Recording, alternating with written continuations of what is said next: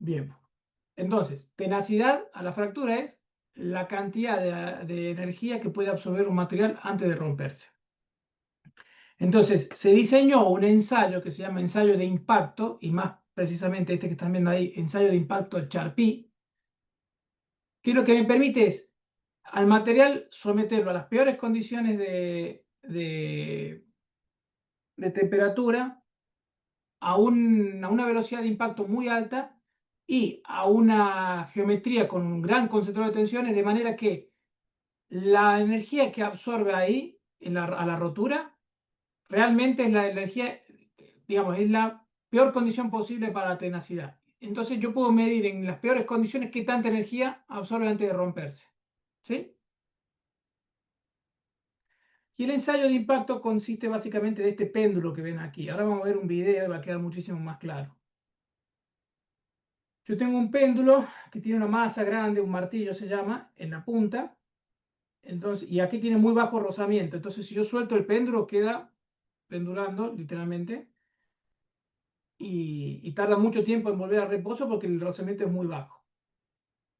Y si yo en el medio del recorrido, en lugar de dejarlo libre, pongo una probeta del material que quiero ensayar, lo que va a hacer es que esa probeta se va a oponer al desplazamiento del martillo. Y el martillo va a partir desde aquí con mucha energía potencial, y al momento del impacto toda esa energía potencial va a verse convertido en energía cinética. ¿Se acuerdan? Física 1. ¿Me siguen? Sí, profe. Sí, sí. Bueno, entonces, yo conozco la energía potencial de la que parte, sé que en el punto de impacto se convirtió todo en energía cinética, entonces ya puedo ver la nueva energía potencial a la que llega el martillo, y la diferencia entre la partida y la llegada es la energía que absorbió la probeta para romperse. Ahora lo van a ver, va a tener mucho más sentido. Esta es una pequeña animación que hice para que entiendan simplemente el ensayo. Yo parto, esta es digamos, la máquina de impacto Charpy, y tengo en el medio una probeta del material que quiero ensayar que está simplemente apoyado. ¿Sí? Simplemente apoyado, pero obviamente, perdón, cuando digo simplemente apoyado, no está aferrada a la mesa, pero aquí tiene una configuración que no le permite seguir al péndulo, digamos. Cuando el péndulo le impacta, no lo puede seguir porque hay una barrera que se le impide. Entonces, se opone al desplazamiento del martillo, y si se opone lo suficiente, lo va a frenar ahí, no se va a romper, y si no absorbe suficiente energía, el martillo pasará de lado. Entonces, partimos de una determinada altura 1, que va a quedar leído, digamos, en el goniómetro, el medidor de ángulo de la máquina, como un alfa 1, desde el reposo hasta digamos, el reposo, de la posición 0 hasta la posición de partida del martillo, tengo un alfa 1. Y H1, es decir, la altura del péndulo, está íntimamente relacionado con alfa 1, es una cuestión geométrica simplemente. ¿Qué pasó? ¿Se volvió loco esto? No, esperen, esto no está bien. Gira todo al revés. Esto porque me pasé a Google Chrome. A ver, esperen. Hagan de cuenta que no pasó nada. Perdónenme. Eso es por pasar la... Sucede que las anotaciones funcionan mejor en Chrome que en el PowerPoint. Vieron que hoy no tengo el problema de esto de que no aparecen las anotaciones y demás. Pero se jodió la presentación. Entonces vamos a venir de nuevo. Dureza no, impacto. Voy a abrir.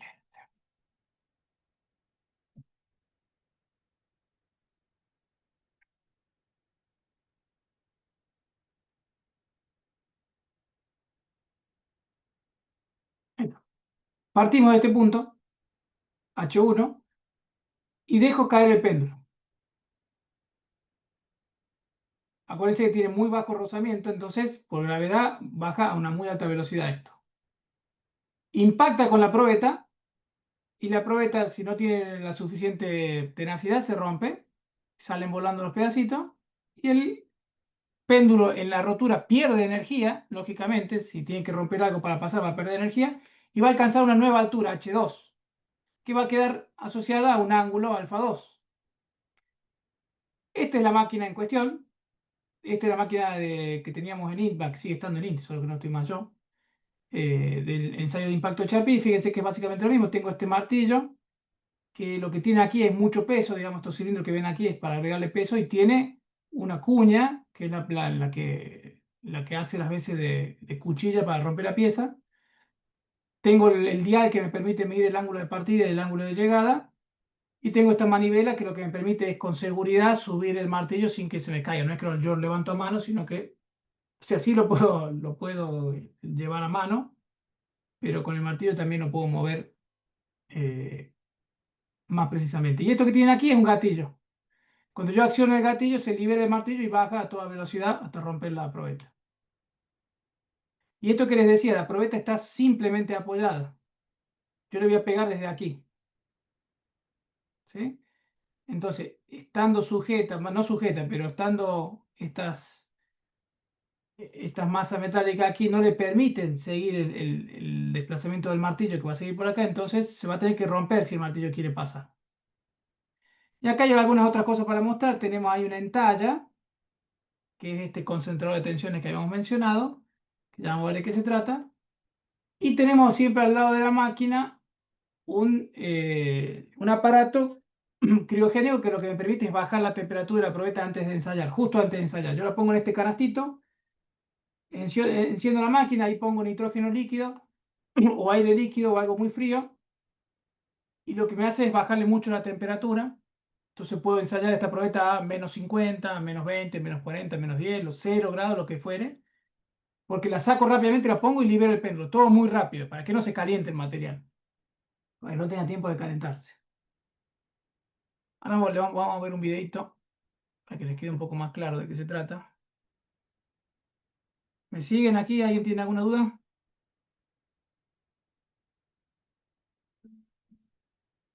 The Charpy Impact Test. The standardized Charpy Impact Test has been designed to Fíjense measure... que las máquinas son prácticamente todas iguales, porque digamos, el método Charpy es el más difundido y las máquinas consisten todas en lo mismo. Esta es prácticamente idéntica a la de la foto que les mostré yo. Bueno, no quiero volver. Volvimos. Impact Test. The standardized Charpy... Lo coloca en la morsa, vamos a decir, pero no una morsa, pero una sujeta, en la bancada, coloca la probeta con la entalla dándole la espalda al martillo. Acciona el gatillo y el martillo baja. Rompe la probeta y sigue. Y cuando sigue arrastra un dial, no está solidario al brazo, sino que lo arrastra. Lo va arrastrando mientras va barriendo el ángulo, pero cuando vuelve ya lo deja ahí. No sé si me siguen. Fíjense lo que va a pasar con esto. Lo viene trayendo. Esto no funciona. The impact test has been designed to measure the toughness of materials under impact loading and... Ahí el péndulo ya volvió y el dial quedó marcando a qué ángulo había llegado el martillo. En este caso la probeta no se rompió del todo, pero se rompió lo suficiente como para deformarse tanto que pudo pasar por el espacio que había en la bancada. Esto es una probeta dúctil. Fíjense lo dúctil que es, que le dieron semejante golpazo y no alcanzó a romperla. Multi-axial stress state. A pendulum impact test. Ahí lo está levantando con el volante, que es la manera más segura de hacerlo. Cuando le agarran cancha ya los muchachos la empiezan a hacer pendular de un lado a otro, y cuando llega a la posición más firme la hacen enganchar en el gatillo. La posición más alta me refiero. Machine has a heavy weight at the... Ven que aquí tienen esta aguja es solidaria al martillo, pero esta otra no. Esta es la que va a barrer, la va a arrastrar cuando This is haga el ensayo. lifted into the starting position in step 1. Then the tester checks whether the testing machine has been adjusted accurately. In order to do this, he turns the drag indicator downwards and releases the pendulum without a test specimen. The drag indicator stops at positions... Lo que está haciendo ahí es, antes de hacer el ensayo, lleva el péndulo a la máxima posición trae la aguja de arrastre junto con la aguja que está solidaria del brazo. Antes de empezar, vamos a decir el ángulo 0. Y larga la máquina, sin tener probeta, sin tener muestra a ensayar. Entonces ve cuál es el ángulo al que llega, el máximo ángulo al que llega del otro lado del péndulo. Entonces sabe, comparando el ángulo de partida con el ángulo de llegada, cuánta energía perdió el péndulo simplemente por rozamiento. Y es importante tener ese valor porque cuando yo haga la diferencia de energías potencial entre la partida y la llegada, si yo no tengo en cuenta que también hubo pérdidas de energía debido a otros factores externos como el rozamiento interno de la máquina, le voy a estar pensando que mi material absorbió más energía que la que realmente absorbió. Entonces hay que tener cuidado con eso. Entonces todas las normas de ensayo de impacto Charpy me van a mandar a que primero, antes de hacer el ensayo, tengo que verificar cuál es el ángulo, la diferencia de ángulo que ocurre, vamos a decir, la energía que se pierde por los propios rozamientos de la máquina, y eso lo descuento de la energía que absorbe la probeta. 0. This proves that the pendulum has the correct starting position and that the friction is correctly compensated. Lo que dice acá es, este péndulo tiene tan baja energía que llevó el arrastrador directamente a 0. O sea, es despreciable la energía que pierde este péndulo por rozamiento interno. The machine is ready for the tests. First test, strain aged plain carbon steel Este es un acero al carbono envejecido. S235. No, envejecido no, es strain age. This is our test. Envejecido por deformación. It has been machined. Esta es la probeta. De nuevo, tiene sus dimensiones normalizadas, lógicamente. La probeta más típicamente utilizada es la probeta de, ya vamos a ver de qué se trata, en talla en V y que tiene 10 por 10, o sea, la sección es 10 por 10, 1 centímetro cuadrado, y el largo es 55 milímetros o 5 centímetros y medio.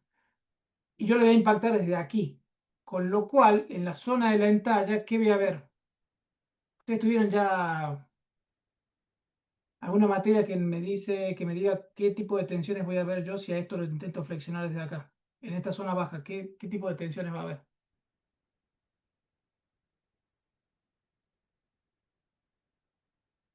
¿Tensiones de compresión o de tracción?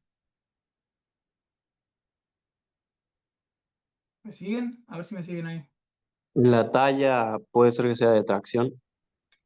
Claro, porque, a ver,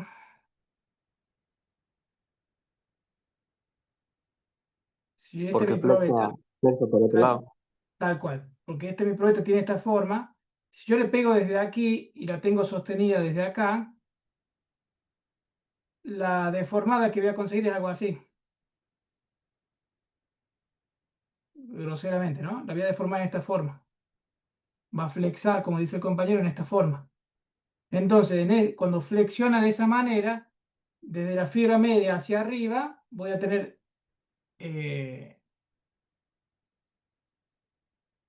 tensiones de compresión y de la fibra media hacia abajo, tensiones de tracción. Entonces, lógicamente, la entalla lo que va a hacer es favorecer que se abra eso. Porque voy a tener concentración de tensiones y tensiones de tracción en la zona de entalla. Cuando le dé el golpe va a tender a abrirse esa entalla.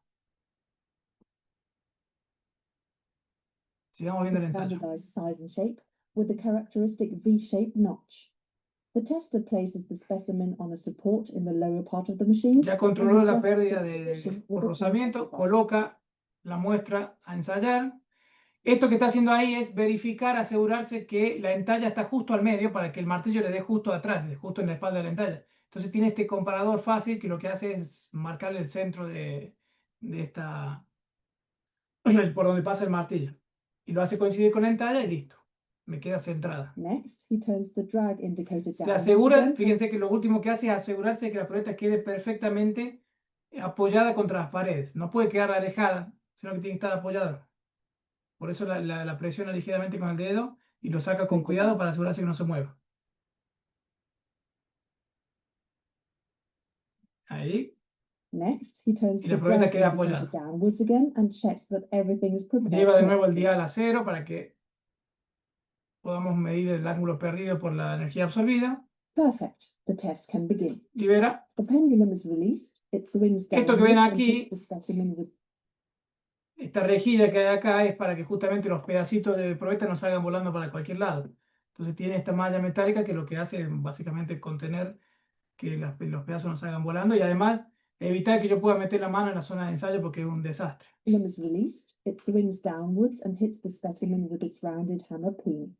The specimen absorbs part of the pendulum's energy, so the Fíjense que cuando ensayó sin probeta, la aguja de arrastre había llegado de nuevo hasta cero, que era aquí.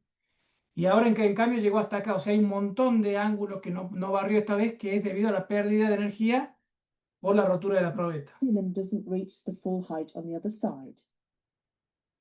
The amount of energy that has been absorbed by the specimen can now be read off at the position of the drag indicator. It only amounts to 13 joules in this test. Y en este caso, directamente este dial que tenemos aquí no está en ángulo, sino que directamente lo convierte en joules, energía. Ya van a ver cómo, mediante la fórmula que tengo. Entonces dice, bueno, en este caso la probeta absorbió 13 joules, porque desde cero, que era en la situación sin probeta, la diferencia que hubo es 13 joules. Entonces la probeta absorbió 13 joules para romperse. Joules, acuérdense, la Here's the unidad de main energía. principle of the measurement. Bueno, In esto its básicamente es lo starting mismo que hice position, yo. the pendulum only has potential energy. It is given by mass of the Bueno, esto lo tenemos en español en nuestra presentación. Vamos a seguir aquí.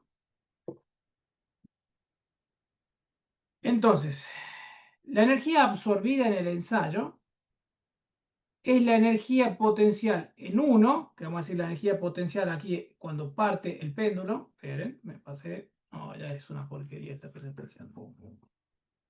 A ver, permítanme un segundito.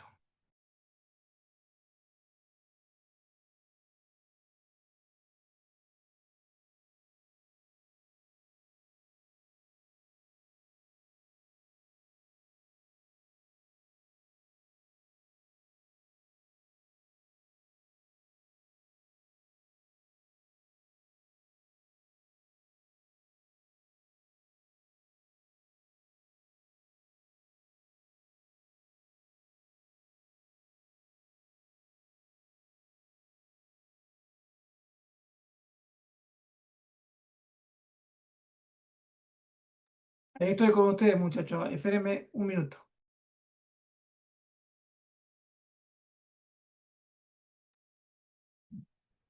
Bueno, entonces decíamos. Vamos a volver a la otra presentación, me parece. A ver.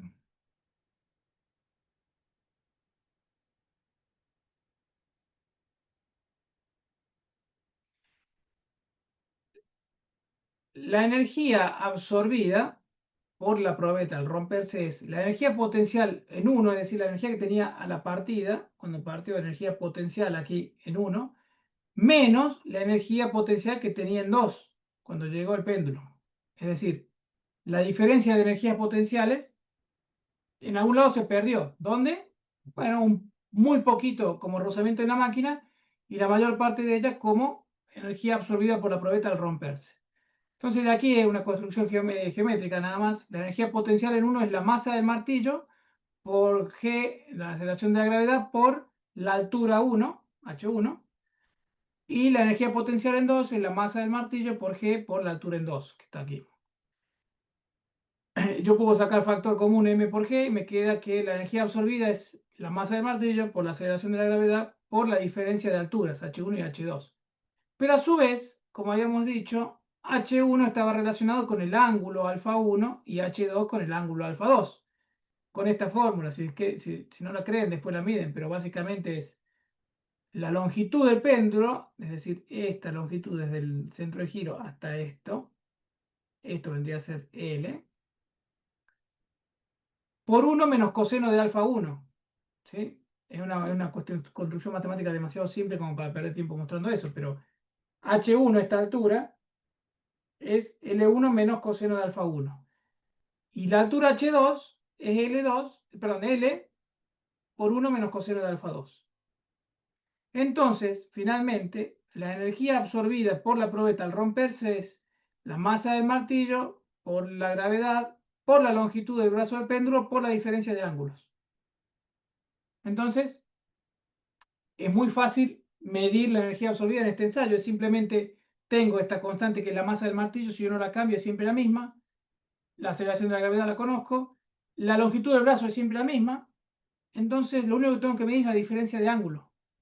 Entonces, para una máquina dada, yo puedo hacer que mi dial, que mide con la aguja de arrastre cuánto ángulo perdió, es decir, mide esta diferencia, alfa 2 menos alfa 1, operando con los cosenos y más, yo puedo directamente que la aguja me muestre energía. ¿Sí? Bueno, acá un poco más de imágenes para que entiendan. El martillo con su filo le da justo en la espalda de la mueca de la entalla.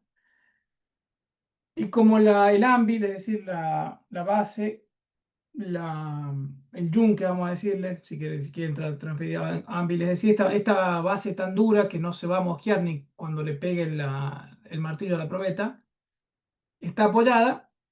El espécimen típicamente de Charpy es de 10 por 10 por 55 y la carga le da por la espalda. Todas cosas que medianamente ya hemos visto. Después, vienen muchas formas de entalla para distintos ensayos, para distintos materiales, distintas normas.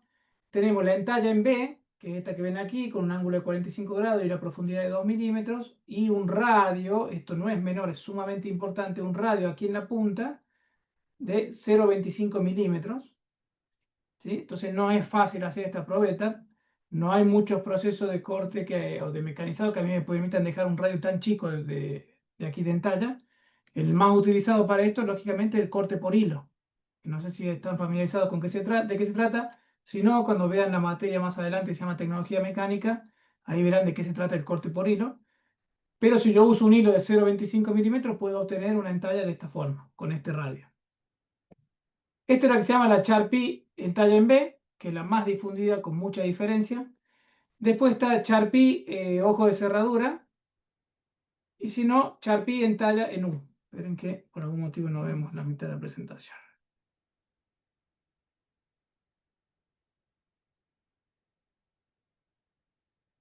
No sé por qué no se contrae esto. Pero bueno, es esta entalla en U que ven aquí.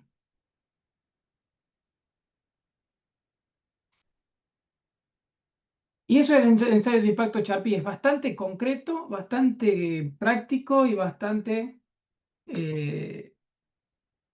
útil, si quieren.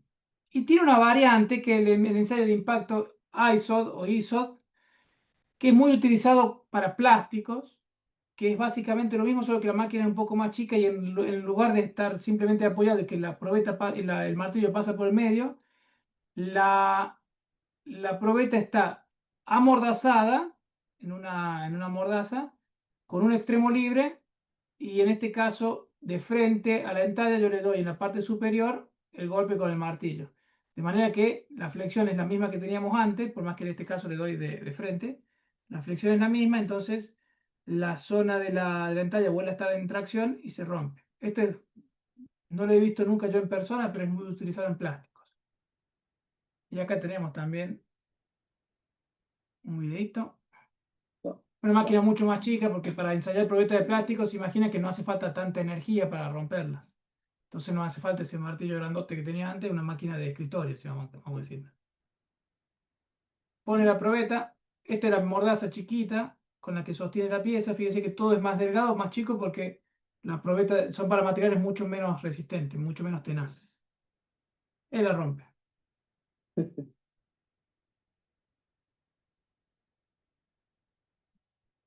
Pero el ensayo consiste después en lo mismo, es medir energía absorbida, no hay nada diferente en ese sentido. No tiene caso ahondar más en detalle.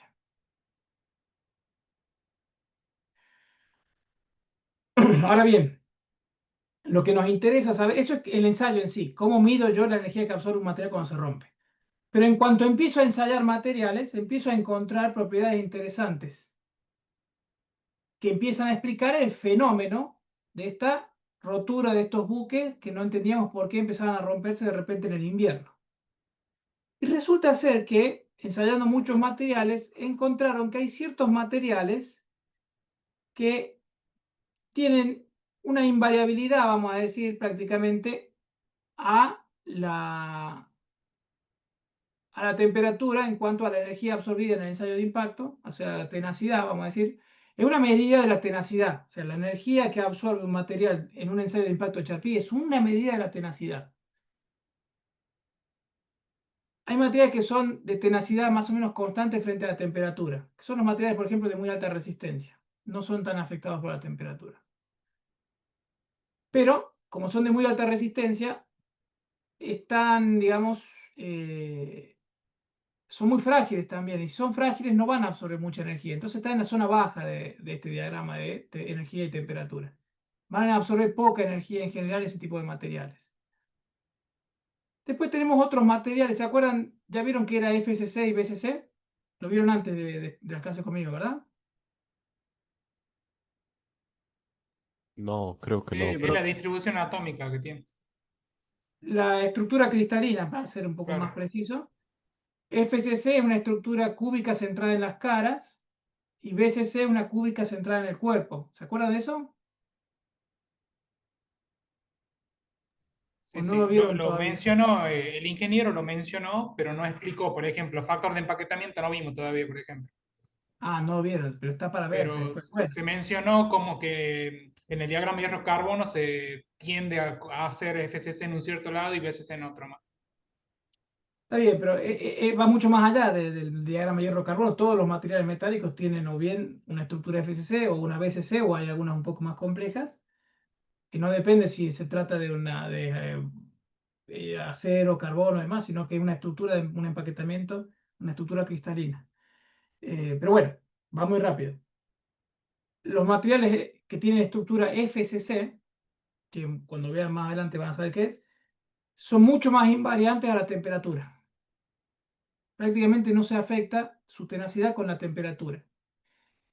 Y hay materiales que son de estructura cúbica centrada en el cuerpo, los BCC, que tienen este comportamiento, que fíjense lo terriblemente indeseable que es. Yo tengo muy buena tenacidad, muy buena energía absorbida para un cierto rango de temperatura, vamos a decir, de temperaturas de aquí para allá, pero un rango de temperaturas muy estrecho, de repente el material se comporta terriblemente frágil, con este gran gap, vamos a decir, de energía que absorbe, que es esta curva de transición dúctil frágil. Entonces, el ensayo de impacto y la tenacidad de la fractura, todo está hecho a los fines de determinar la curva de transición dúctil frágil de los materiales. Hay materiales que no tienen y hay materiales que sí tienen. Y adivinen qué tipo de material es el acero.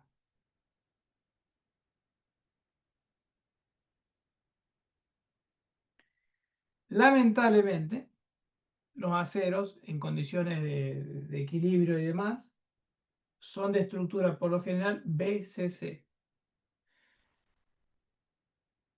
Entonces están muy afectados a la transición dúctil frágil. Y es por eso que estos buques de la Armada estadounidense, que estaban construidos en aceros de la mejor calidad disponible en el momento, tenían un comportamiento frágil a baja temperatura. A baja temperatura, esto puede ser tan bajo como, por ejemplo, ocurre a menos 50 grados, o puede haber materiales de uso común que esto está más o menos en 0 grados. O sea que la transición ocurre a 0 grados, y 0 grados en ciertos lugares del mundo es una temperatura muy común, temperatura ambiente muy común. Entonces, tener algo crítico construido en un material que a una temperatura bastante normal durante el año, de repente pasa de ser muy tenaz a ser muy poco tenaz, es terrible. Tan terrible que tuvieron fallas catastróficas de 20 buques y completamente inutilizados 1200, y tuvieron que sacar de servicio todos.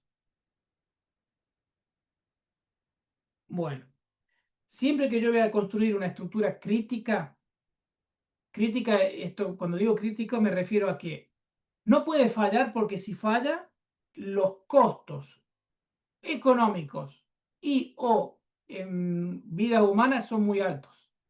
Entonces, cuando yo estoy construyendo una estructura crítica, yo siempre me voy a querer asegurar que para la temperatura a la que puede llegar a verse sometido a toda su vida en servicio, ese material con el que va a estar construida la estructura va a tener un comportamiento tenaz.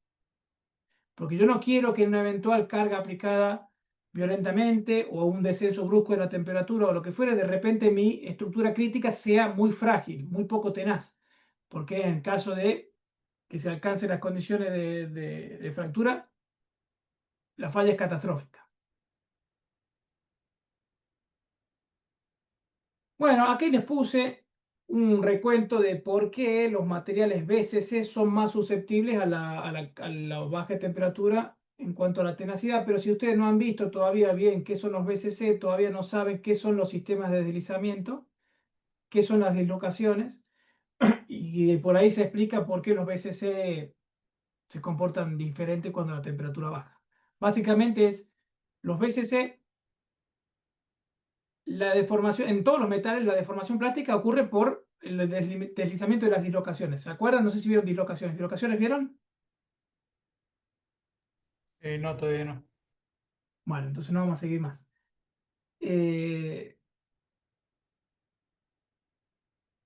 Bueno, después podremos volver, cuando ya hayáis visto eso, podremos ver cómo se explica que los materiales BCC sean menos tenaces cuando la temperatura es baja. Pero es así. Tienen ciertas condiciones que hacen que ante temperaturas bajas la deformación plástica está impedida. Entonces, como no puede haber deformación plástica, acuérdense que la energía absorbida, la rotura, está íntimamente ligada con la cantidad de deformación plástica que tolera el material antes de romperse.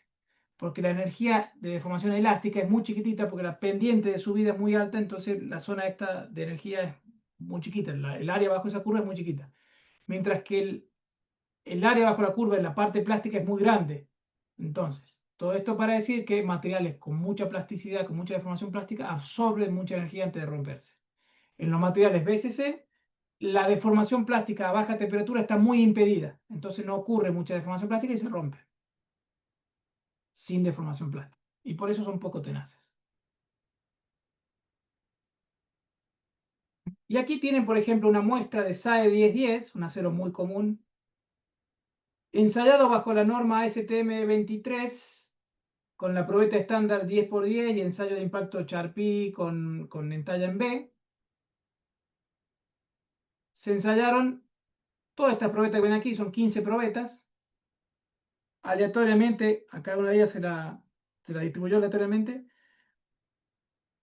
y se ensayó a distintas temperaturas, desde temperaturas muy altas, como 160 grados, hasta temperaturas tan bajas como 140 grados bajo cero.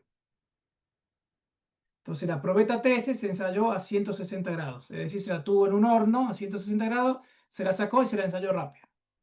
Y la probeta 4, en cambio, se la ensayó a menos 140 grados, tuvo una cámara criogénica o en un baño de nitrógeno líquido o de aire líquido más barato. La saco del baño, la pongo en la máquina y la ensayo rapidísimo. Entonces se ensayó a esa temperatura. Y fíjense la diferencia, y aquí resalto que son reales porque esto es literalmente sacado del laboratorio. Esto lo hice yo en el laboratorio. Este SAE 1010 que absorbe muchísima energía a alta temperatura, 111 joules, mucha energía a la rotura, empieza a bajar conforme baja la temperatura, qué tanta energía absorbe. Fíjense que hay un invariante que entre los 160 grados y los 43 grados, prácticamente el valor es siempre el mismo, 115, 120, 113, 122, 110, 111, que si ustedes ven el gráfico, correspondería a esta zona en la que se ameseta el gráfico, ¿verdad? Y a esta otra zona se ameseta por aquí, es decir, normalmente está por aquí más o menos los ensayos, ¿no? A estas temperaturas. A veces más alto, a veces más bajo, pero está todo medianamente amesetado. Y de repente, por debajo de los 40 grados empieza a decaer qué tanta energía absorbe el material. Y empieza a decaer drásticamente. Y fíjense que en 40 grados pasamos de absorber 115 joules, que es muchísimo, a absorber 35, que es bastante bajo ya. Y si me voy hasta menos 140 grados, ya absorbo solamente 5 joules. O sea, no absorbe menos del 5% que lo que absorbe el material a alta temperatura.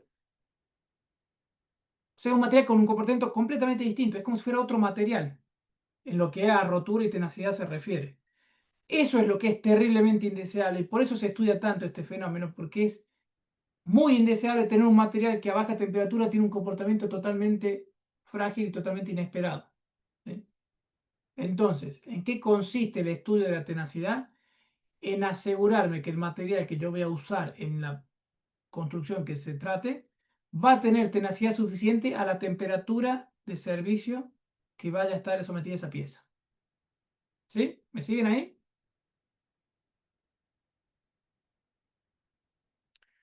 Sí, sí. Y ¿Cómo y es después vamos a ver más el adelante. porcentaje de rotura? ¿Cómo se interpreta de ingeniero? Bueno, ahora lo vamos a ver más adelante. Sepan que en el ensayo se completa con, además de la columna de energía que absorbe la probeta, qué tanto se expandió lateralmente cuando se rompió, porque eso me habla de qué tanto se deformó. Y después, algo bastante cualitativo que es leer, ver la superficie de fractura y ver cómo rompió. ¿Rompió dúctil o rompió frágil? Y eso se lee, digamos, conociendo de fractografía, se ve y dice, bueno, esta probeta, evidentemente el 100% de la rotura es toda dúctil. Hay forma de darse cuenta si una rotura fue dúctil o frágil. Mientras que ya a menos 60 grados no hay nada de deformación, o sea, la probeta seguramente, si yo recojo los dos pedazos del ensayo y la vuelvo a ensamblar, es exactamente la misma forma y dimensiones que la probeta antes de romperse. No hay nada de deformación dúctil. Bueno, si yo grafico esta curva que veíamos recién, estos valores que veíamos recién, voy a tener algo como esto. A alta temperatura, valores hacia bastante amesetados, y de repente valores que empiezan a decaer conforme la temperatura baja y después se vuelven a mesetar. Si yo a esto le hago una regresión para tratar de ajustar una curva que siga estos valores para que yo pueda predecir a distintas temperaturas cuál va a ser la tenacidad que va a absorber, ajusto una curva que mejor pasa por esos puntos, como por ejemplo el método de mínimos cuadrados, y tengo mi curva de transición dúctil frágil de mi material. Esto vamos a los bifes, ¿qué implica? Si yo tengo este material y yo tengo este ensayo, yo sé que a mi material nunca lo tengo que bajar de 50 grados, por ejemplo. ¿Por qué? Porque es peligroso. Si yo necesito, vamos a ser más concretos. Si mi aplicación tiene requerimiento de tenacidad alta, a este material yo nunca lo voy a querer trabajar por debajo de los 50 grados. Porque debajo de los 50 grados, que estaría por aquí, la tenacidad empieza a caer abruptamente. ¿Sí? Así funciona, digamos, saber conocer la curva dúctil frágil. Pero se caracteriza un poco mejor. Digamos, yo puedo caracterizar la temperatura a la que ocurre la transición dúctil frágil. Y hay varios métodos. Uno es el método de las asíntotas, que es decir, buscar, digamos, dónde se ameseta el gráfico y trazar una asíntota que ajuste a esta curva por aquí, que la ajuste por arriba sin tocarla. Y ahí podré más o menos determinar cuál es la temperatura, cuando ya se vuelve asíntota la curva, cuál es la temperatura donde, perdón, para la energía E1, que es la energía absorbida a alta temperatura, yo puedo establecer cuál es la temperatura T1, que es donde la curva se hace asintótica a la recta E1.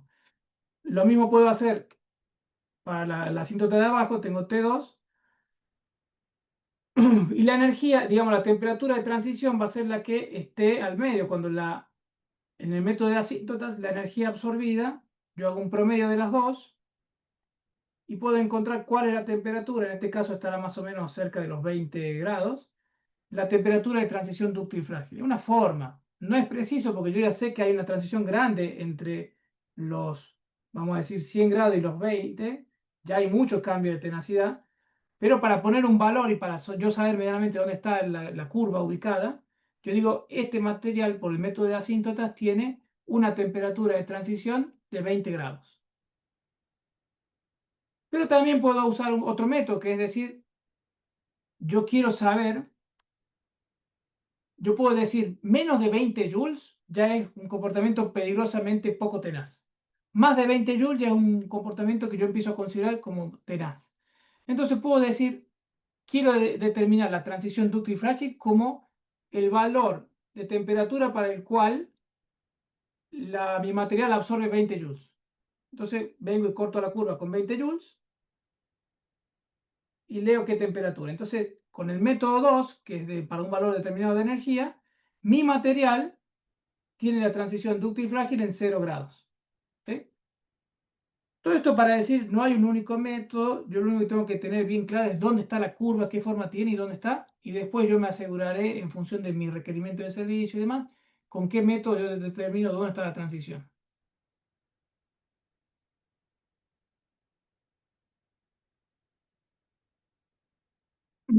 Y hay un tercer método, que es el de el aspecto de la fractura.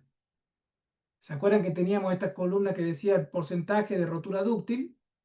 Bueno, yo puedo decir, considero transición dúctil frágil cuando supera un 50% de rotura dúctil, perdón, rotura frágil.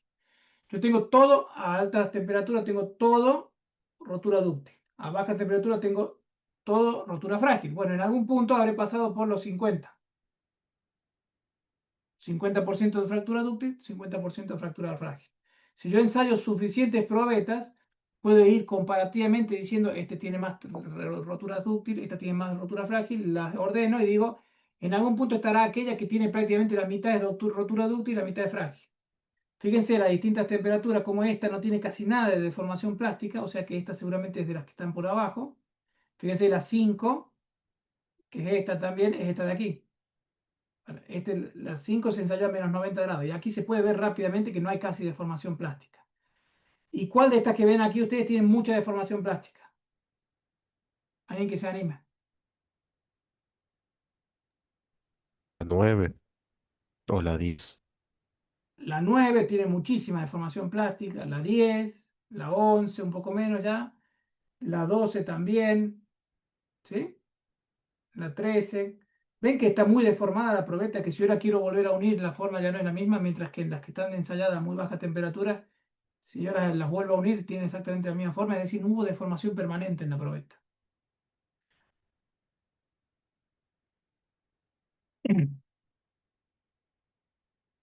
¿Y qué es la expansión lateral? Esto que lo que me va a dar es una forma de medir qué tanto se deformó la probeta. No tiene mayor importancia, solo que viene digamos, una galga y una construcción que a mí me permite medir la expansión lateral, qué tanto se deformó hacia afuera, cuánto es A2, A4, A1 y A3 en las dos mitades que yo tengo. Y bueno, y la expansión lateral será el mayor entre A1 y A2 más el mayor entre A3 y A4. Nada más. Y este es el dispositivo con el que contábamos para hacer la medición. Bueno, esto más o menos lo mismo de siempre. Fíjense cómo esto era un recipiente a presión. Lo último que queremos de un recipiente a presión es que sea poco tenaz. Un recipiente a presión, vamos a suponer, una caldera es un recipiente a presión, pero eso es con fuego, con adición de energía. Pero un recipiente a presión podría ser, por ejemplo, un tacho, un tacho de un compresor. Ese retiene presión en su interior. Estamos hablando de algo bien grande, ¿no? Pero cuando uno comprime, por ejemplo, aire, para yo sostener aire a 7 kilos, 8 kilos, que es la presión que uno tendría en un compresor, digamos, industrial, de uso común, hay mucha energía contenida en un determinado volumen, por decir 300 litros. A 8 kilos es un montón de energía. Llevar a 300, en un recinto de 300 litros cuadrados, meter tanto aire tal que la presión sube hasta 8 kilos, es un montón de energía. ¿Por qué? Porque el aire es compresible y bueno, hay que meter un montón de aire para que pueda comprimirse hasta 8 kilos. Mientras que, por ejemplo, en agua, si yo le pongo 300 litros de agua a ese recipiente y después pongo una bombita para que levante la presión, con muy poquita energía la levanto ya a 8 kilos, porque el agua es incompresible. Todo esto para decir que un recipiente de presión tiene un montón de energía contenida. Si llega a fallar frágilmente o poco tenaz, es una bomba. ¿Sí? Entonces, se lo suele someter a pruebas de presión antes de de ponerlo en servicio para verificar que el material se esté comportando tenaz. ¿Sí? Bueno, en este caso falló estrepitosamente.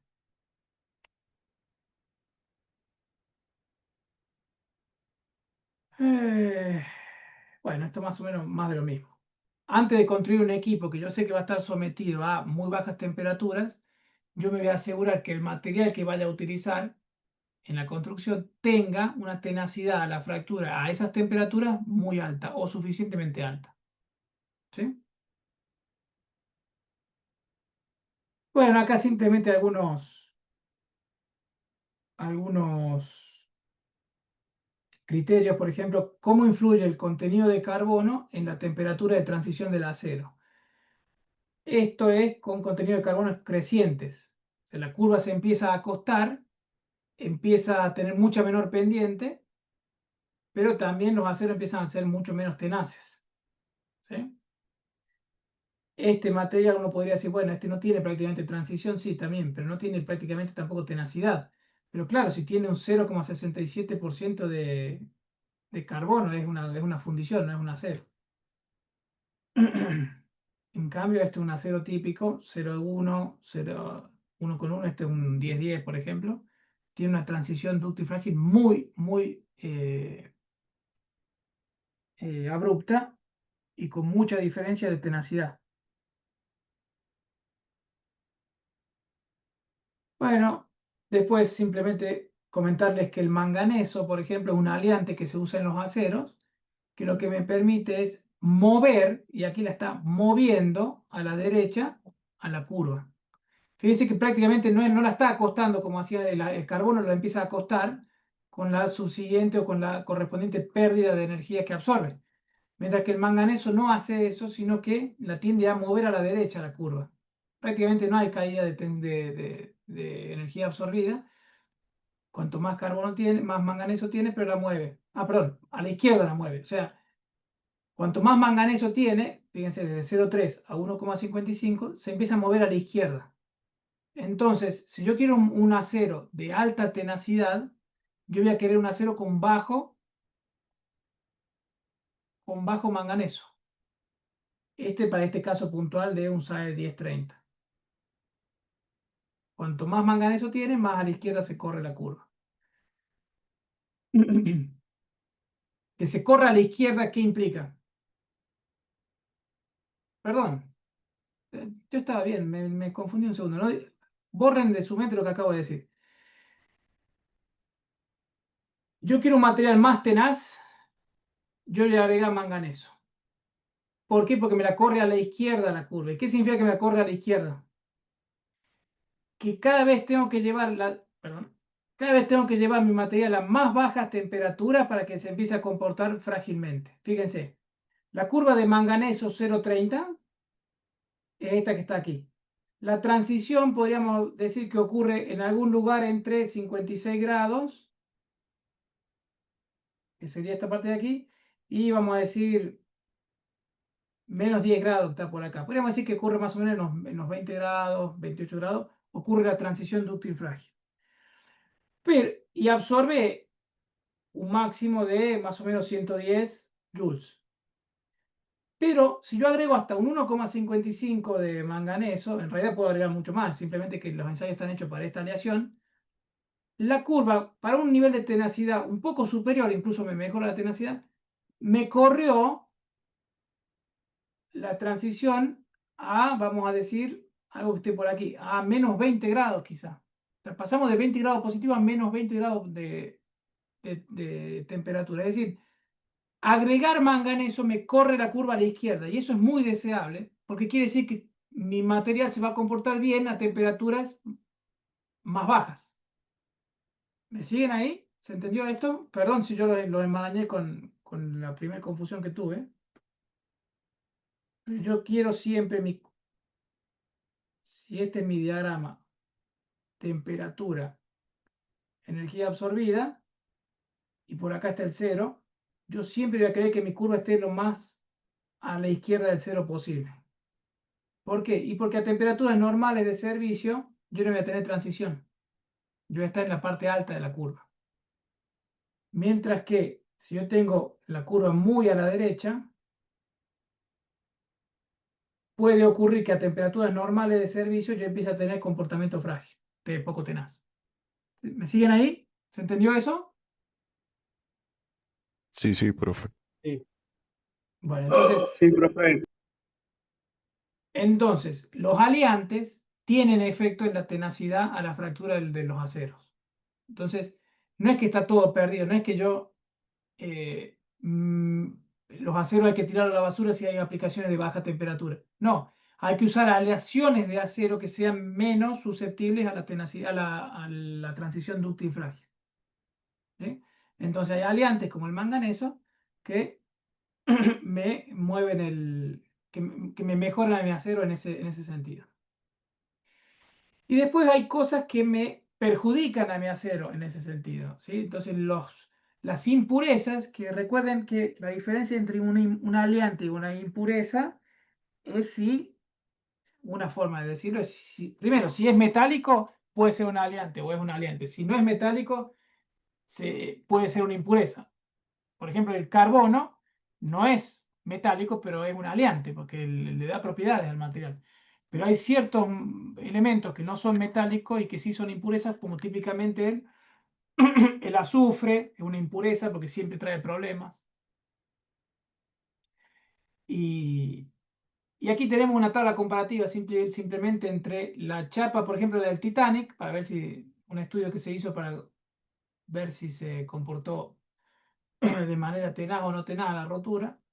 Una chapa de un lockgate, que es un acero que estaba en un puente pero no, lockgate de ship en un barco.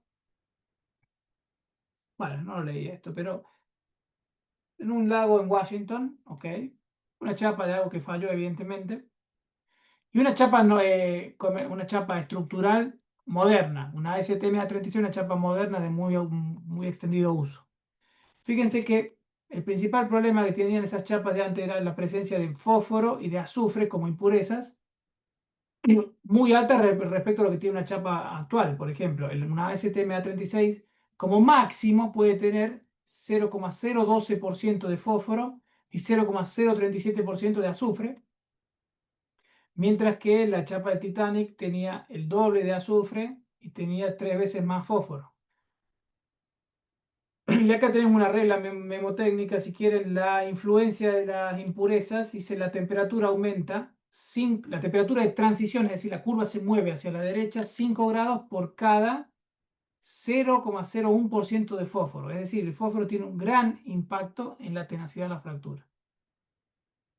Y ahí tenemos la curva de transición ductil-frágil de las 3 chapas que mencionamos. Fíjense, la del acero A36 actual, primero tiene muy buena tenacidad a alta temperatura, mucho más tenaz que la que tenía la chapa del Titanic. O la chapa, perdón, la chapa del Titanic longitudinal o transversal, que eso no lo hemos mencionado.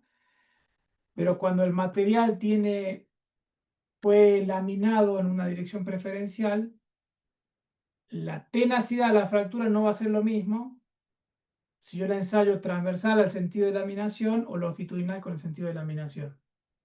No lo hemos dicho porque ya es demasiado en profundidad, pero sepan que cuando yo voy a caracterizar un material, por lo general siempre lo tengo que caracterizar en ambas direcciones, transversal o longitudinal, al sentido de laminación de la chapa. Y por último, y ya los dejo, el tamaño de grano también influye en la transición. El tamaño de grano, bueno, cuando vean dislocaciones y demás, van a saber que cuanto más borde de grano tenga mi material, más difícil va a ser a las dislocaciones moverse. Entonces, a medida que se reduce el tamaño de grano, cuanto más chico el tamaño de grano, más bordes de grano yo tengo en mi material. Va a haber mayor energía absorbida en la zona dúctil, menor pendiente en la transición y una transición dúctil frágil a menor temperatura. Es decir, la curva va a ser todo mejor, digamos, va a tener una temperatura más atrasada, va a ser más alta en la zona dúctil y va a tener menor pendiente. O sea, en lugar de tener esta forma, probablemente tenga algo así. ¿Sí? Cuanto menor sea el tamaño de grano. Entonces, vamos a ver que materiales que tienen que tener muy alta tenacidad no solo son de una aleación en particular, sino que vienen con un tratamiento térmico en particular para un refinamiento de grano, por ejemplo. ¿Sí? Bueno, con eso creo que hemos cubierto todo lo que quería contarles de tenacidad. ¿Hay alguna duda? ¿Algo que no haya quedado del todo claro? Si me dicen que no, yo voy a tener certeza que me están mintiendo, porque seguramente hay cosas que uno dice muy rápido que por ahí no es factible seguir. ¿Nada?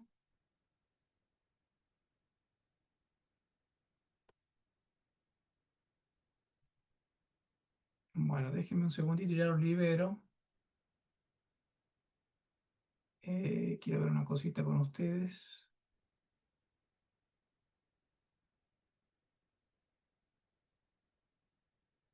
Tengo una guía de problemas aquí que la voy a cargar después.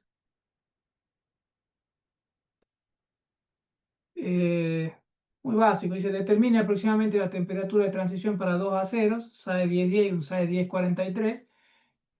Si no me dan la curva de ensayo no pueden hacer nada ustedes, solo que, si no me equivoco, son los que aparecen en algún lado en la presentación, y si no, me la piden y se las doy, una curva. Bueno, tendría que entrar a buscar.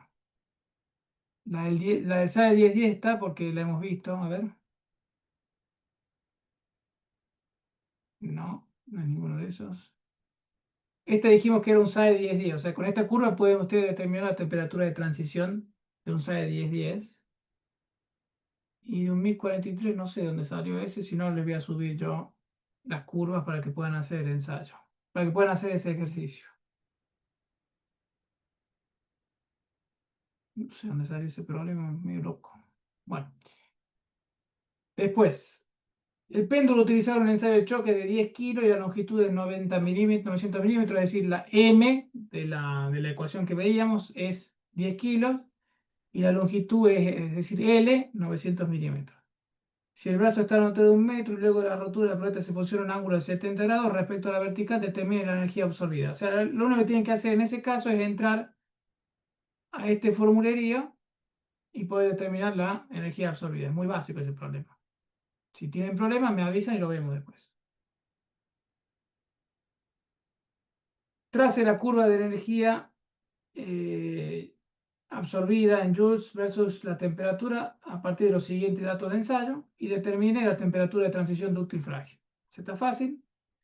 Van a tener que hacerlo con alguno de los métodos. Ustedes dicen, elijo el método de la asíntota, elijo el método de los 20 joules, elijo el método que fuere y lo hago. Calcule cuál es la máxima energía absorbida para un acero de 0,3 de carbono con manganeso como elemento aleante en una proporción de 1,55. Esto es literalmente este gráfico que estábamos viendo acá. Dice, use esta curva y determine, a uno de estos casos, que es el de 1,55, que es esta curva, determine la máxima energía absorbida. Bueno, tendrán que entrar a este gráfico y ver cuál es la máxima energía absorbida. Y una probeta de 7,5 milímetros con entalla en B, es decir, Charpy entalla en B.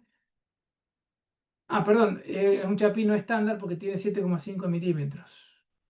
Es sometida a un ensayo de choque con un péndulo Charpy con un peso de este peso y su longitud de tanto. Si el ángulo de caída es tanto, diré cuál es la energía absorbida por el material. Es exactamente lo mismo que en el caso anterior. No es más que entrar a este formulario, perdón, y operar para encontrar la energía absorbida. Bueno, ¿alguna pregunta? No, profe, ninguna. ¿Se Profe, entendió bien el tema de hoy? Sí, Lo una profe, que consulta. ¿El PowerPoint una este lo pregunta. podemos ver en el grupo o dónde está subido? Lo voy a subir junto con los otros. Estoy subiendo todo al campus virtual. Ah, perfecto. Y si no, bueno, el otro día no se hizo subir la de dureza, sino ya la voy a subir. Y hoy, en cuanto pueda, subiré esta. ¿Algo más? Profe, eh, Sí. en el gráfico de la temperatura de transición, ¿cómo se llamaban los puntos máximo y mínimo, que lo marcó como asíntota.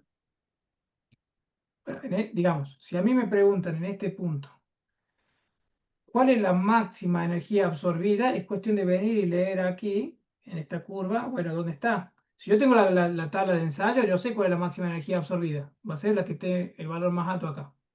¿Sí? Pero si a mí no me dan la tabla de ensayo, pero me dan la curva, yo sé que la máxima energía absorbida va a ser donde la curva se vuelva asintótica. ¿Sí? Por ejemplo, este valor. Fíjense que ahí se empieza a volver asintótica, entonces digo, listo. Creo que es 120 el valor para ser un poco más realista. 120 sería la máxima energía absorbida. Y por debajo estará en, no sé, 5, que son estos 5 de aquí. ¿Sí? No tiene un valor, un nombre en particular. Lo que tengo es los métodos para determinar yo la temperatura de transición ductifrágil. Tengo el método de las asíntotas, que consiste en determinar dónde es la energía asintótica a la curva en la parte superior, dónde es la energía asintótica a la curva en la parte inferior, acá será de 2. Hago el promedio entre esas dos, que será la E media, y corto la curva y leo la temperatura que me da esa transición. ¿Sí? Y después tengo otros métodos, como el método de un valor determinado de energía. Yo digo, asumo que en aceros navales 20 joules ya es una buena tenacidad o es una mala tenacidad, depende de qué lado vengo de la curva. Y digo, bueno, si ya pasó de 20 joules, ahí está la transición ductifrágil. Entonces, corto a mi curva con 20 joules y digo, la temperatura de transición ductifrágil, de acuerdo a este método, es, en este caso, 0 grados. ¿Sí?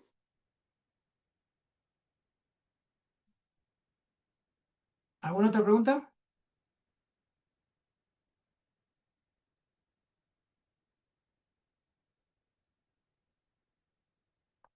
De hecho, estos ni siquiera son los únicos métodos usados para calcular la temperatura de transición. Si yo voy a estar construyendo algo crítico, probablemente esté rigiéndome con alguna norma de construcción de eso crítico. Entonces, por ejemplo, si voy a estar haciendo un recipiente a presión que va a tener que estar trabajando a baja temperatura, seguramente yo elija un código de construcción de recipiente a presión que a mí me dé la garantía de que si yo lo construyo bajo ese código, el recipiente va a resistir las condiciones de servicio. Si yo entro a leer ese código de construcción, ahí me va a decir cuál es la mínima energía absorbida que tiene que tener el material a la temperatura de servicio para ser considerado apto para esa aplicación.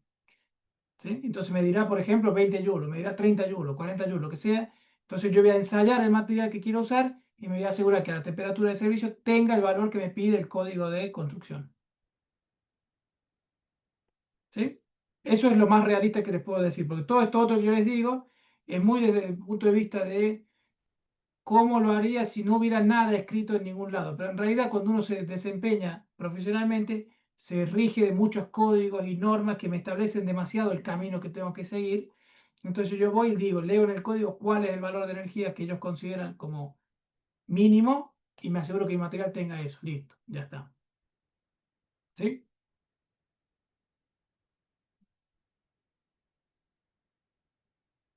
¿Alguna otra pregunta? De mi parte no, profe.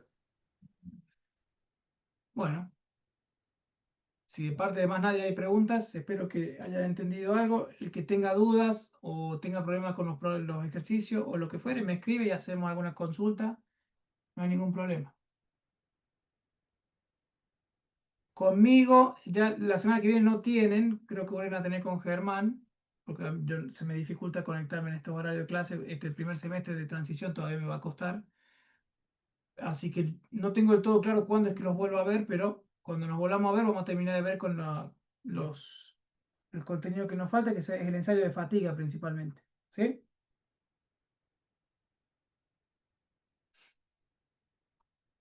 Bueno, Buenísimo, si profe. nadie más tiene preguntas, los despido. Bueno, profe, hasta la próxima. Hasta la próxima, Profe. que anden bien. Vamos, profe. Che, profe. Chao. Pero- Chau, chau.